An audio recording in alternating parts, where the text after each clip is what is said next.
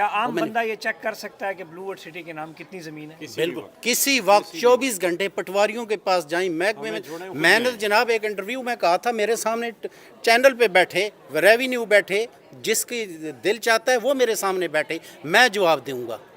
الحمدللہ میں نے پرچیز کی ہے اور یہ اور میرے جو نا جس طرح سر کے بال ہیں نا جناب اس طرح یہ میں نے ایک ایک نمبر اپنے ذہن کے اندر بٹھائے ہوئے ہیں کہ میں نے کہاں پہ پرچیزنگ کی ہے کہاں پہ نہیں کی. ایک ایک کیا چیز جواب دیں گے بعد مخالف تو نہ گھبرا؟ یہ جی میں وہی بات کرنے لگا تھا ندیم بھائی نے کیا. یہ جب سے دنیا بنی ایک نظام ہے جب حق کھڑا ہوتا ہے تو باطل کی چیخیں نکلتی ہیں.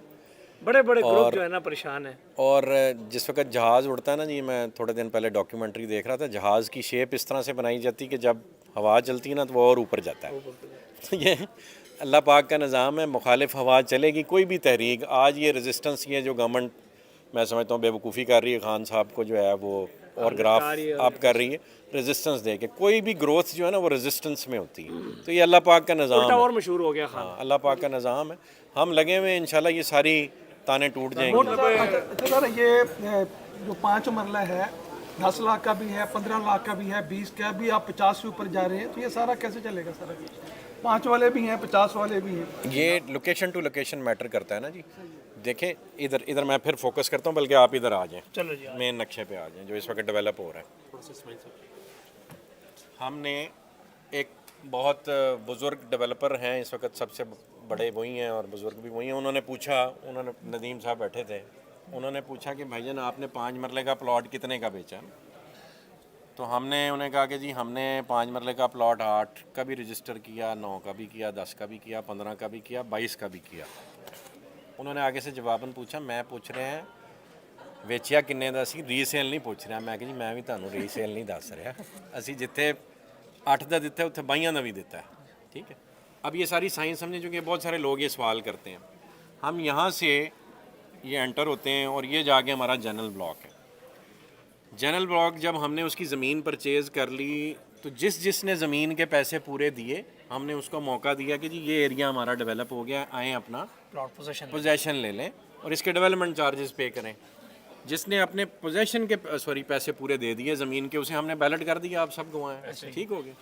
اب بیلٹ کرنے کے بعد جو ڈیولپڈ ایریا بچ گیا جو ہم نے اس وقت خریدا لیٹس سے 2018 میں ہم نے لانچ کیا تو جو 18 میں ہم نے ایکوزیشن کی اگر کوئی اس پہ کوالیفائی نہیں کرتا تو ہمارے پاس لینڈ اسپیئر آ گئی. تو یہ ڈیولپڈ ایریا اب نئے ریٹ پہ جو یہاں پہ پلاٹس نکلے وہ 20-22 لاکھ پہ نیچرلی گئے تو خود ہی بیلنس کریٹ ہو جاتا ہے. اب میں ایگزامپل دیتا ہوں. بیچ میں ایک پاکٹ آ گئی. ٹھیک ہے. یہیں پہ ندیم صاحب نے مجھے یاد ہے کہ میرے سے لڑ کے یعنی کوئی پیمنٹ کا ایشو تھا تو میرے سے ناراض ہو گئے ندیم بھائی کہ جی آپ پیمنٹ مینیج کریں یہ ٹوٹا نکل گیا تو کوئی اور پروجیکٹ ہمیں پرابلم دے گا. وہ زمین یہاں پہ تھی اور کچھ یہاں پہ شروع میں تھی نا گیٹ کے پاس. ٹھیک ہے. وہ زمین ندیم صاحب نے 2 لاکھ روپیہ کنال خریدی.